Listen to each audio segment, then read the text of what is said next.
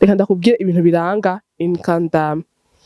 Une grande dame ni umuntu azi kumetriza ses émotions, arazi ni ryariho kuvuga, ni ryariho gutanga silence comme réponse. Urumva aramenya ati mwa kino gihe canke mwino situation novuga canke mwino situation nonoma. Ico ni cambere une grande dame ategezwa kumenya, ategezwa kumetriza ses émotions.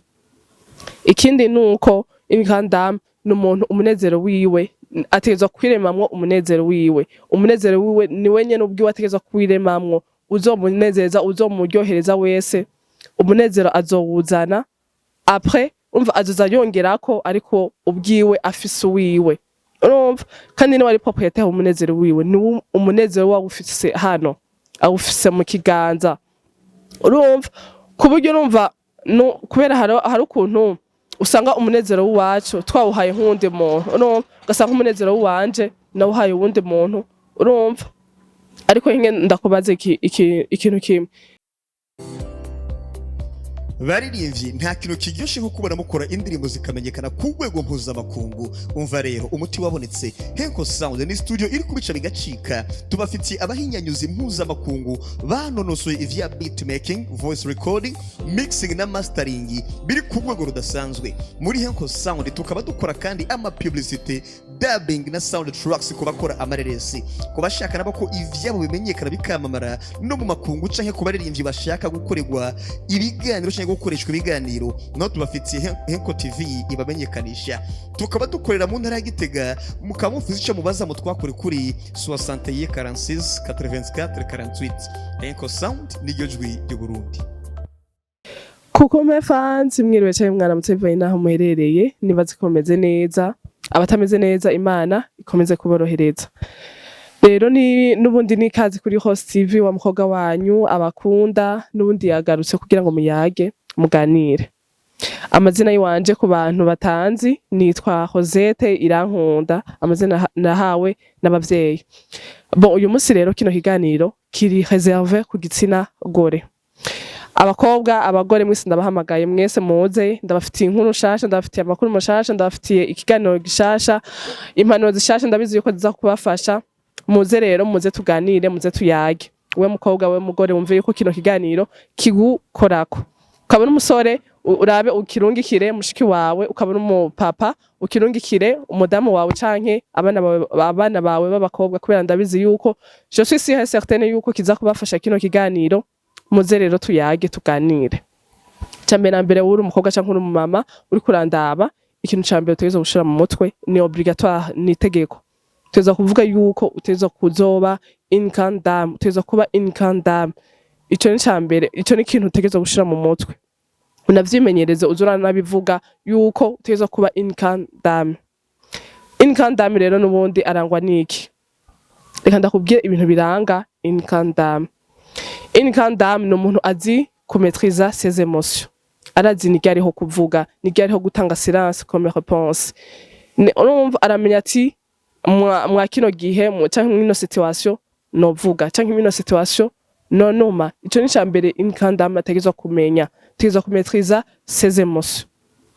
Ikindi nuko une grande dame ni umuntu umunezero wiwe ategezwa kwiremamwo umunezero wiwe. Umunezero wiwe ni wenye n'ubwiwe ategezwa kwiremamwo, uzomunezeza uzomuryohereza wese, umunezero azowuzana après umva azoza yongerako ariko ubwiwe afise uwiwe.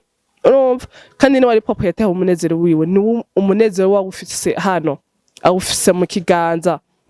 Urumva kuburyo urumva no kubera hari ukuntu usanga umunezero wacu twawuhaye nk'undi muntu, urumva ugasanga umunezero wanje nawuhaye uwundi muntu, urumva ariko hinge ndakubaze ikintu kimwe. Uwo munezero wawe niyo utaba, urumva niyo uwo muntu wawuhaye atazoba gihari, bizosha bigenda gute? Sivyo ndakwifurije, ariko uwo munezero nyamba umunezero wawuhaye uwundi muntu bizosha bigenda gute niyo yaba atagihari? Urumva bizosha bibingorane. Nico gituma rero utegezwa ugerageze wirememwo umunezero, urumva ubigerageze. Ndakubwiye utangure inone exercice ndaguhaye, utangure wirememwo umunezero. Uzoza kukunezereza, uzoguha ibintu byose, uzoguha umunezero, azoza yongerako wewe ubusanzwe ufise muri wewe. Nico gituma rero ba propriétaire umunezero wawe. Nibaze ko muri kamera ntahura. ikindi naco maze kubabwira ibintu bibiri.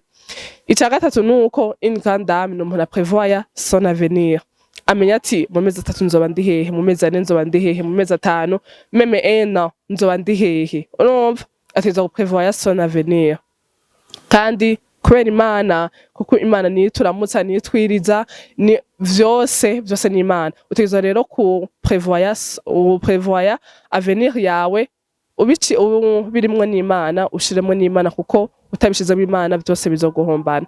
Utegeza rero guprevoya ton avenir birimwo n'Imana. Izo ni ayo n'amakaraktere ndiko ndakubwira z'umuntu yitwa une grande dame. Ikintu rero ca kane nico ngezeko. Ica kane, une grande dame no umuntu azi puissance, arazi puissance iri muri we, arazi umuntu ari muri we, arazi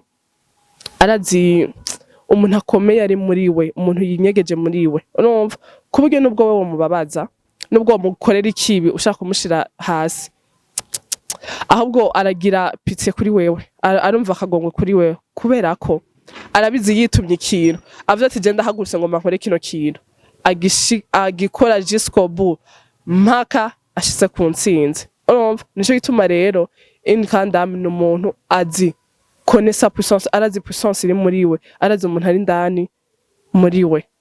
Ivyo ni ibintu ndiko ndabamenyereza, utangura unavyimenyereza. Izo karaktere ndiko ndakubwira uzosanga uri intwari. Okay, mbandanye n'ikindi. Une grande dame n'umuntu hari ikintu kirakomeye cyane, n'umuntu adasambura ingo, adasambura izubatse, adasambura ivyubatse. No, ivyo si ivy'umuntu yitwa une grande dame. Oya, n'umuntu ahubwo yubaka, objectif yiwe niyo kubaka, niyo kubaka ibimo ubuzima bw'abandi, kuyubaka ubwiwe, kubaka abandi. Urumva iyo niyo objectif ya une grande dame. N'umuntu atisamburirako, urumva n'umuntu atisamburirako kandi adasambura n'izabandi. No, objectif yiwe niyo kubaka ubuzima bw'abantu kandi niyo kwiyubaka ubwiwe. Nibaza ko muriko murantabura. Ndacafise byinshi byo kubabwira, mugumane nanje kubera no munsi abakobwa abagore ndabafitiye ibintu vyinshi byo kubabwira. Ikindi rero, izo ni karaktere ziranga une grande dame nazibabwiye. Unashaka kugira nawe uzimenyereze, usubire utangura ikiganiro kugira ubimenyere, uzosanga ubaye intwari. Ikindi rero nuko hari umuntu, mbe warubizi yuko hari umuntu ari derrière toi, araba ibintu ukora, araba ibintu uvuga, araba ibintu vyose wikora, araba utuntu twose, utugeste twose woba ukora. Urumva akubona comme son modèle, akubona comme son exemple. Urumva avuga ati, yumva yuko utuntu twose wowe woba ukora nawe yodukora. Uca wiyumvira ngo none nka jewe, ngo nike ikintu je no bashoboye, ngo nike ikintu je vraiment ngo no bankora. Reka ndakubwire yuko utwo tuntu nubwo two ari dutoye, hari umuntu avuga ati yuko wowe uri courageuse, hari umuntu avuga yuko vraiment ushoboye. Urumva ushobora kuca wiyumvira umenga ngo nta kintu kimushoboye, ariko hari umuntu abona yuko utwo tuntu nyene dukeye wowe ushoboye, nawe ico muhima Imana yo muhana bakadushobora, yo hari intwari. Nico gituma fais attention n'ibintu dukora, fais attention n'ibintu tuvuga. Urumva ahantu hose uhonyora ugire attention, kuko hari umuntu ari derrière toi, araba utuntu twose ukora. Ego kandi ushobora kuca wiyumvira yuko nabandi ko ndakubesha, ariko uzobimenya umunsi umunsi azoza ahubwo ati wa ndakunda ibintu ukora, ndakunda ingene uvuga.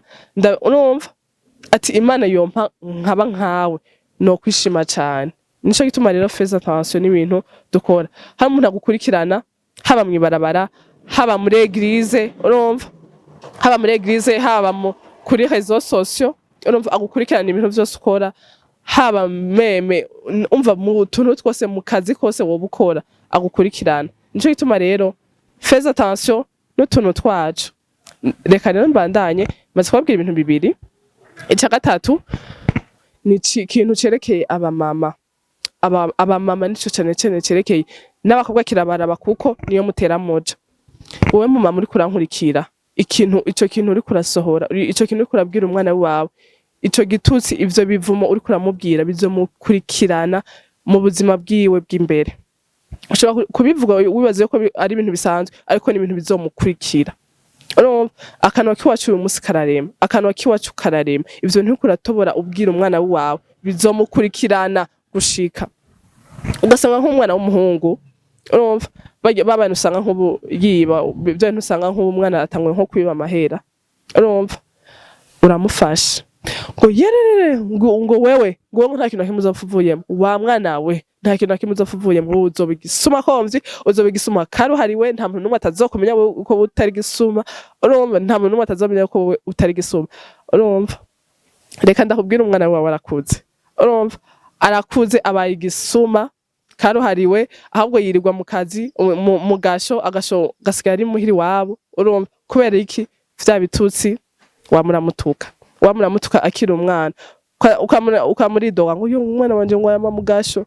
None urazi vya bitutsi wamutuka akiri umwana ngo nta kintu kimwe ngo uzopfa nguri gisuma ngo karuhariwe. None raba biramubayeko, biramukurikiranye, yirirwa mu gasho. Nico gituma rero akanwa kiwacu kararema. Mwabavyeyi mwe, mwabamama muvuma abana biwanyu, mumve yuko bizobakurikirana.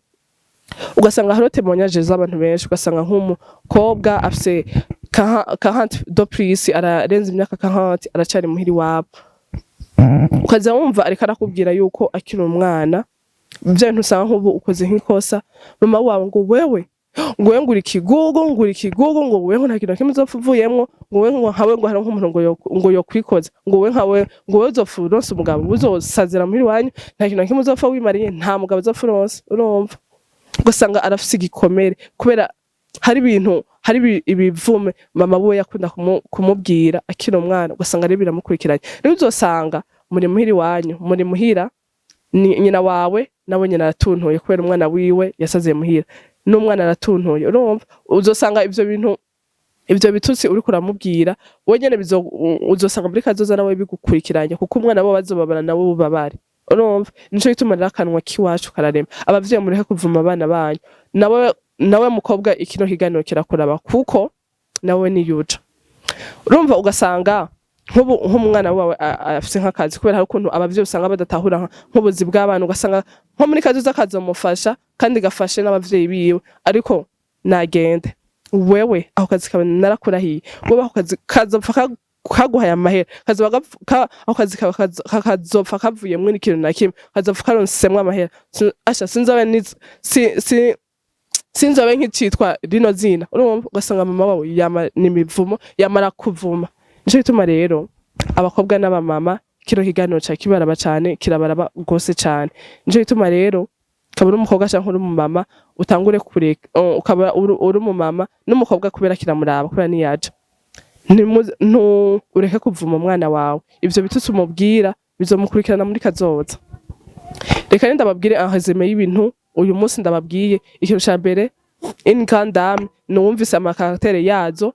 Ikiganiro nyamba ushaka kuzimenya cyane, ikiganiro gisubira mu gitangure, nico cizo ca YouTube, urakiraba uragitangura hama uko ari 5 nazikubwiye, uraza kuziraba zose uzitangure uko ari 5, zaza kugufasha cyane. Ikindi nuko hari umuntu ari derrière toi, umuntu agukurikirana, araba ibintu byose ukora, araba utuntu twose ukora, aho utambukira, haba mwibara kuri réseaux sociaux, ibintu byose ukora agukurikirana, ibintu byose ukora. Fais attention rero.